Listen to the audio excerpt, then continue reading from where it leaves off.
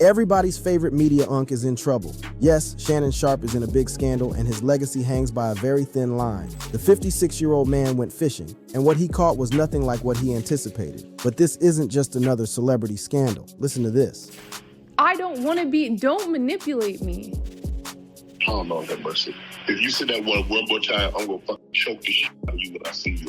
This is a recording that threatens to redefine how we see a legend, but this is just the beginning. There are more voice notes and messages that uncover more of Sharpe's dirty secrets. What does this mean for Sharpe's future? The answers are as complex as they are disturbing. The shocking allegations and Sharpe's response. The lawsuit filed in Clark County, Nevada, contains allegations so serious that they've sent shockwaves through both the sports and entertainment industries. A woman, initially filing under the pseudonym Jane Doe, but later identified as Gabriella Zuniga, is seeking a staggering $50 million in damages against Sharpe for alleged sexual assault, battery, and related charges stemming from what she describes as a nearly 2-year relationship that began in 2023 and deteriorated into abuse. According to court documents, Zuniga claimed she met Sharpe at a Los Angeles area gym when she was just 19 years old and he was 56, initiating what she describes as a rocky consensual relationship that would later take a disturbing turn. The age gap alone, a staggering 36 years, has raised eyebrows, but it's the specific allegations within the lawsuit that have truly captivated public attention. The lawsuit paints a troubling picture of a relationship that allegedly became increasingly controlling and abusive by the summer of 2024. Among the most serious claims are 2 specific incidents of alleged sexual assault, one in October 2024 and another in January 2025, described in graphic detail within the court filing. In the October 2024 incident, Zuniga alleges that after questioning Sharpe's fidelity, he became enraged, forced her into his car, drove to her apartment, and sexually assaulted her despite her protests and tears. The complaint includes disturbing details, alleging that during the assault, Sharpe said, "Look at this. Look at my arm. I've got chills. That's how good this is," while she sobbed. The January 2025 incident allegedly occurred when Sharpe visited to deliver a combined Christmas and birthday present. According to the lawsuit, he initiated sex without a condom despite her objections, ignoring her protests. Perhaps most troublingly, the lawsuit also claims that Sharpe repeatedly recorded their sexual encounters without consent and shared this footage with others, causing additional emotional distress. This allegation has drawn particular attention given a separate incident from September 2024, when Sharpe accidentally broadcast himself having sex on Instagram Live, initially claiming his account was hacked, before later apologizing and admitting it was a mistake. The lawsuit further alleges a pattern of threatening behavior, with audio leaks purportedly capturing Sharpe saying, "I will choke you if you accuse me of manipulating you." Don't manipulate me. Oh, Lord have mercy. If you say that one more time, I'm gonna fucking choke the shit out of you when I see you. The relationship is described as deeply manipulative, with Sharpe allegedly exerting significant control over Zuniga's time and body. Well, I don't want to be choked. Yes, you do. The timing of the lawsuit has raised questions as well, coming shortly after reports surfaced that Sharpe had negotiated a reported $100 million podcast deal with the Volume Network. This timing has fueled speculation from some quarters about potential financial motives behind the lawsuit. Adding another layer of complexity to the case is the involvement of attorney Tony Busby, who represents Zuniga. Busby is known for representing accusers in high-profile cases, including those against Sean Diddy Combs and others. His involvement has drawn both attention and scrutiny to the case, particularly given his ongoing legal battle with Jay-Z, who has accused Busby of extortion in connection with a separate lawsuit. Sharpe's response to these allegations has been swift and unequivocal. On April 22nd, 2025, he released a video statement on X, categorically denying all allegations and framing the lawsuit as nothing more than a shakedown attempt. To my family, friends, supporters, and colleagues, I want to speak to you directly and from the heart. This is a shakedown. I'm going to be open, transparent, and defend myself because this isn't right. This is all being orchestrated by Tony Busby, who has targeted Jay-Z. Tony Busby targets black men, and I believe he's going to release a 30-second clip of a sex tape that tries to make me look guilty and play into every stereotype you could possibly imagine. In this forceful denial, Sharpe directly addresses Busby, challenging him to release the full recording rather than what Sharpe describes as an edited version intended to make him look guilty. That video should actually be 10 minutes or so. Hey Tony, instead of releasing your edit, put the whole video out. I don't have it, or I would myself. You know what happened, and you're trying to manipulate the media. The encounter in question took place during the day at her invitation, and now that appears to be a deliberate setup, coordinated by Gabby, also known as Carly on OnlyFans. Gabby and Tony Busby want $50 million. What they're getting is sued for defamation and trying to take me down. My career is all about real talk and honesty. I know my family and fans know exactly what this is about. Sharpe's defense strategy goes beyond his personal denial. His attorney, Lanny J. Davis, has characterized the lawsuit as a blatant and cynical attempt to exploit Sharpe's wealth and fame. In a move that has significantly shaped public opinion, Davis released text messages allegedly exchanged between Sharpe and Zuniga from 2023 to 2025. These messages, which include flirtatious and explicit content, appear to show mutual enthusiasm and consent in the relationship. Examples include messages from Zuniga stating, "I can't wait to see you again, baby. Last night was amazing, and you know how to make me feel special," suggesting an affectionate relationship rather than an abusive one. Some of the more explicit messages released by Sharpe's team have been widely circulated online. In one message, Zuniga allegedly wrote, "I want you to put a dog collar around my neck and choke me with it while you're effing me." Another reads, "I know you miss this big juicy ass, $25,000 for each cheek." And a third states, "You better crave it because you're going to be stuck with it for life after you put a big black baby in me." Davis has argued that these messages contradict the allegations, showing mutual enthusiasm and plans for future interactions. He has also claimed that the audio leaks cited in the lawsuit were edited in a warped and distorted way to misrepresent the context. Additionally, Davis noted that Sharpe offered a $10 million settlement before the lawsuit was filed, which Zuniga declined, suggesting to some that she was more interested in pursuing a larger sum or public exposure. This revelation has further fueled the narrative from Sharpe's supporters that the lawsuit is motivated by financial gain rather than a genuine pursuit of justice. As this story continues to unfold, Sharpe has vowed to file a defamation suit in response, though no such filing has been reported as of April 23, 2025. For now, he remains in his professional roles, continuing to appear on ESPN's First Take and hosting Club Shay Shay, with no immediate changes indicated by his employers. The question remains, will these serious allegations permanently damage Sharpe's reputation and career, or will his forceful denial and counter evidence sway public opinion in his favor? As we delve deeper into this complex case, a clearer picture may emerge of what actually transpired between Shannon Sharpe and Gabriela Zuniga. To fully understand the gravity and complexity of the allegations against Shannon Sharpe, we must examine several crucial contextual elements that have shaped this case. Sharpe's rise to prominence and past controversies, attorney Tony Busby's contentious legal history, and a seemingly prophetic warning from comedian Monique that now appears eerily prescient. Sharpe's history, Busby's involvement, and Monique's warning. Let's begin by exploring Shannon Sharpe's journey from NFL superstar to media powerhouse. Born June 26, 1968, in Chicago, and raised in poverty in Glenville, Georgia, Sharpe's rise to prominence is a quintessential American success story. Despite being only a 7th-round pick, 192nd overall, in the 1990 NFL draft out of Savannah State University, a Division II HBCU, Sharpe defied expectations to become one of the greatest tight ends in NFL history. Over his illustrious 14-season career, primarily with the Denver Broncos, but also including a stint with the Baltimore Ravens, Sharpe amassed impressive accolades: 3 Super Bowl championships, 8 Pro Bowl selections, and 4 first-team All-Pro honors. By the time he retired in 2003, he had set NFL records for tight ends with 815 receptions, 10,060 receiving yards, and 62 touchdowns, cementing his legacy with induction into the Pro Football Hall of Fame in 2011. Sharpe's transition to media was equally remarkable. After joining CBS Sports' The NFL Today in 2004, he eventually co-hosted Skip and Shannon Undisputed with Skip Bayless on Fox Sports 1 from 2016 to 2023. In 2023, he joined ESPN's First Take as a contributor while simultaneously expanding his podcast empire with Club Shay Shay and Nightcap, the latter co-hosted with Chad Ochocinco Johnson. In August 2023, Club Shay Shay joined The Volume, a digital podcast network founded by Colin Cowherd, under a multi-year deal reportedly worth $100 million. However, Sharpe's ascent has not been without controversy. Long before the current lawsuit, he faced allegations of sexual misconduct. In September 2010, Michelle Bundy filed a temporary restraining order against Sharpe in Atlanta, alleging he sexually assaulted her and threatened her life. Court documents claimed Bundy was forced to have sex with him, and that Sharpe repeatedly calls and threatens her life, places her under surveillance, and calls to say he is watching her. At the time, Sharpe voluntarily took a leave of absence from the NFL Today, stating, "I have decided to step aside from the NFL Today until this matter is resolved." However, he was not charged with a crime or arrested, and no criminal case proceeded. The restraining order was temporary, and Sharpe returned to his role after the matter subsided without further public legal actions.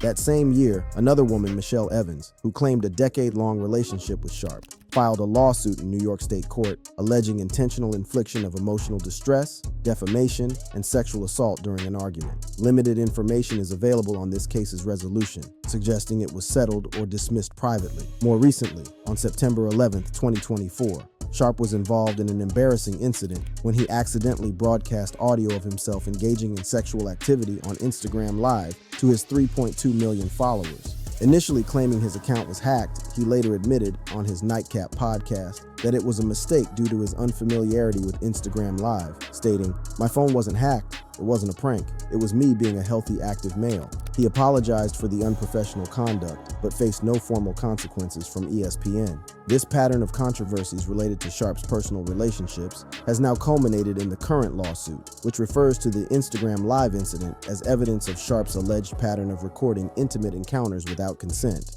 Though Zuniga clarifies she was not the woman involved in that specific incident. The second crucial contextual element is the involvement of attorney Tony Busby, whose contentious legal history has become central to Sharpe's defense narrative. Busby, a Houston-based attorney, has represented accusers in several high-profile cases, including those against Deshaun Watson and Sean Diddy Combs. Most relevant to the current case is Busby's ongoing legal battle with Jay-Z, which began when a Jane Doe represented by Busby accused Jay-Z and Sean Diddy Combs of raping her at an after-party following the 2000 MTV Video Music Awards when she was 13 years old. The case was dismissed in early 2025 after the accuser withdrew her claims, citing fear of public backlash. Following this dismissal, Jay-Z filed a countersuit against Busby, alleging extortion and defamation, claiming Busby knowingly pursued false allegations to extract a financial settlement. The countersuit gained traction in March 2025 when new evidence emerged, including a recorded conversation where the Jane Doe allegedly admitted Jay-Z was not involved and that Busby pushed her to include him in the lawsuit. As of April 8, 2025, a Los Angeles County judge was considering this audio recording, with Jay-Z's lawyer accusing Busby of an amoral criminal conspiracy. No final ruling was reported as of April 23, 2025, indicating the case is ongoing. Sharpe's defense has capitalized on this parallel legal battle, framing Busby's involvement as evidence of a pattern of targeting wealthy black celebrities. In his video statement, Sharpe explicitly stated, "This is all being orchestrated by Tony Busby, who has targeted Jay-Z. Tony Busby targets black men." This narrative has gained traction online, with many users questioning Busby's credibility based on the Jay-Z case. The third, and perhaps most intriguing contextual element, is what now appears to be a prophetic warning from comedian Monique during a February 7th, 2024 appearance on Sharpe's Club Shay Shay podcast. In a segment that has since gone viral in light of the current allegations, Monique candidly advised Sharpe against dating significantly younger women, emphasizing the need for a mature partner. "You better take your old ass, get somebody to love you." Damn, Mo! Now I'm looking right at y'all. Let me tell y'all what Shannon needs. Let me live my Let life. me tell you what my baby need. He need him an old fat gal who can bake good cakes, make some smothered turkey wings, who gonna rub his feet at the nighttime, okay? Monique's warning continued, becoming increasingly specific and pointed. And gonna have a sip of his cognac to make him feel better about himself when he come home at night. That's what Shannon needs. You don't need no 26-year-old girl. You don't need no 36-year-old girl. I don't. This is your auntie talking to you. Take your old ass and get you an old bitch out there that can love you old. She further emphasized the potential pitfalls of pursuing relationships with much younger women. You trying to hang out with these young and you can't do it, Shannon. You just can't do it. Damn. When they want you to go for the 4th round, you looking at her like, "Bitch, listen, I need you want some money to go to Starbucks? Yeah, because yeah. I can't go no further." But if you get your older girl, when you get to that 4th round, she's gonna say, hold on. Let me go get you some eggs and cheese and some toast with apple butter, because that's gonna get your energy back up. I'm talking right to you. Sharpe defended his dating preferences, arguing that modern relationship dynamics differ from traditional expectations, stating it's different now, suggesting that age gaps are more accepted in contemporary dating. In a later Nightcap episode on February 20th, 2024, Sharpe further defended his preference for younger women, asserting his physical fitness and financial status justified his choices. I stay in the great shape I'm in at my age because I like younger women. And if you're 56 younger women, they want certain qualities. My money and body gotta be right. At the time, the exchange was treated as lighthearted banter. But in light of the current allegations, Monique's warning has taken on new significance. Many online commentators have pointed to this clip as evidence that Sharpe's dating patterns were problematic long before the lawsuit emerged, with posts on X stating things like, Monique told Shannon Sharpe to stay away from them young girls. This is what happens when you don't listen. These three contextual elements, Sharpe's history of controversies related to his relationships with women, Busby's contentious legal battles with other celebrities, and Monique's seemingly prescient warning, have created a complex backdrop against which the current allegations must be evaluated. They raise important questions about power dynamics in relationships with significant age differences, the credibility of accusers and their legal representation, and the accountability of public figures for their personal conduct. As this case continues to unfold, these contextual elements will undoubtedly influence public perception and potentially the legal outcome as well. The intersection of celebrity, power, age, and consent creates a multifaceted situation that resists simple interpretation. What remains undeniable is that regardless of the lawsuit's ultimate resolution, it has sparked important conversations about the responsibilities of public figures, the nature of consent in relationships with significant power imbalances, and the way in which past behaviors can foreshadow future controversies. As we move forward, these conversations will likely continue to shape not only the public's understanding of this specific case, but also broader societal discussions about relationships, power, and accountability. Public reaction, legal implications, and what lies ahead. The allegations against Shannon Sharpe have ignited a firestorm of public reaction, particularly on social media platforms like X and Reddit, where opinions are as divided as they are passionate. This polarization offers a fascinating window into how high-profile sexual assault allegations are processed in the court of public opinion, often long before they're adjudicated in a court of law. On X, support for Sharpe has been substantial. A post by @FearedBuck garnered 5.3 million views and 24,000 likes, highlighting Sharpe's claim that Busby is targeting black men. Comments on this post demonstrate strong backing for Sharpe, with one user at Suarez writing, UNC said drop the whole tape, show them what's really up, suggesting confidence in Sharpe's innocence. I told you the other day, Stephen A., it doesn't matter.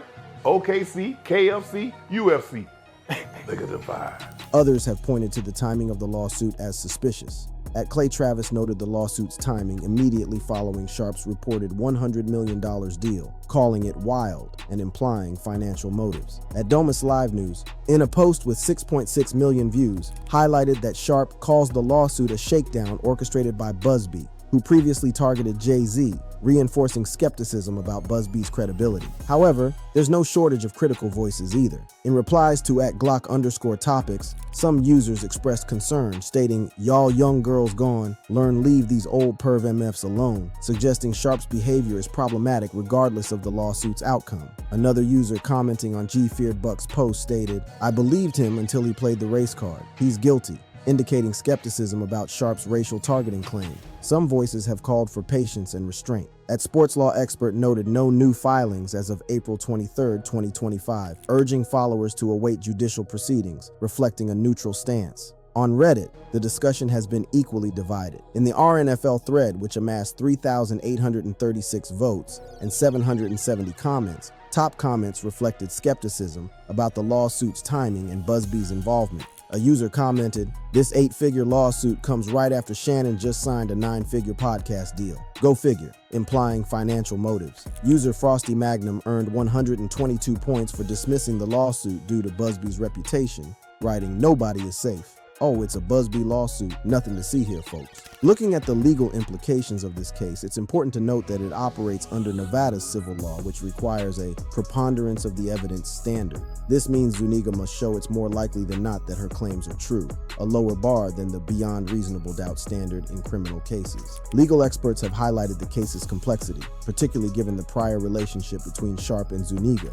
Sarah Johnson, a sexual assault law specialist, noted, the key will be whether the plaintiff can provide evidence or testimony that clearly shows lack of consent during the alleged incidents, regardless of previous interactions. Defense attorney Mark Thompson countered, the text messages provide context to the relationship and could cast doubt on the plaintiff's claims, especially if they show a pattern of mutual affection and consent. The allegations of non-consensual recording and sharing of intimate footage introduce additional legal considerations, potentially violating Nevada's privacy laws or constituting revenge porn, depending on the evidence presented. These claims could strengthen Zuniga's case if substantiated, as they address a distinct harm beyond the assault allegations. Another intriguing aspect is Sharpe's reported $10 million settlement offer, which was rejected by Zuniga. Some see this as an attempt to avoid trial, while others view it as evidence of an extortion attempt that failed to secure the desired amount. As for what lies ahead, several potential developments could shape the trajectory of this case. First, additional evidence might emerge that could either strengthen or weaken Zuniga's claims. This could include more text messages, witness testimonies,